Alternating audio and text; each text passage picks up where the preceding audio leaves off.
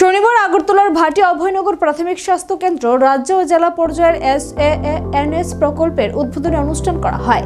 উদ্বোধক ও প্রধান অতিথি হিসেবে উপস্থিত ছিলেন আগরতলা পুর নিগমের মেয়র তথা বিধায়ক দীপক মজুমদার।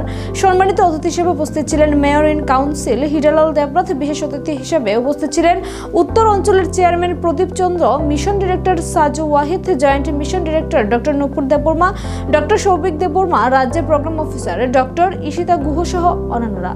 বিশেষ করে শিশুদেরকে রক্ষা করা নিউমোনিয়ার ক্ষেত্রে তার উপরে সচেতন করা, মায়েদের সতর্ক করা এবং স্বাস্থ্য বিভাগ থেকে কী কী প্রতিরোধী ব্যবস্থা করা, স্বাস্থ্যকর্মীদের মাধ্যমে তাদের মাধ্যমে পৌঁছে দেওয়া, তাদের সুরক্ষা দেওয়া, সেগুলি বিষয়ে আলোচনা বা প্রচার করা।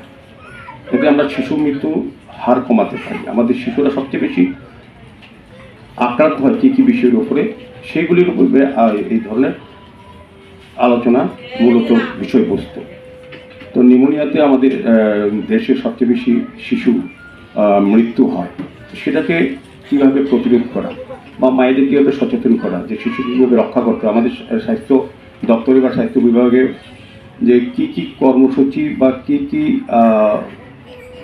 বিষয় আছে যেগুলিকে আমার মায়ে এবং শিশুদেরকে সুরক্ষা দিতে পারে, সেগুলি আশাকর্মীদের মাধ্যমে আমাদের স্বাস্থ্যের সমস্ত বিষয় পরিষেবা প্রদান করার জন্য আমাদের স্বাস্থ্য বিভাগ বা CMO অফিস কিংবা এই ধরনের প্রাইমারি সেন্টার পর্যন্ত কাজ করে যাচ্ছে।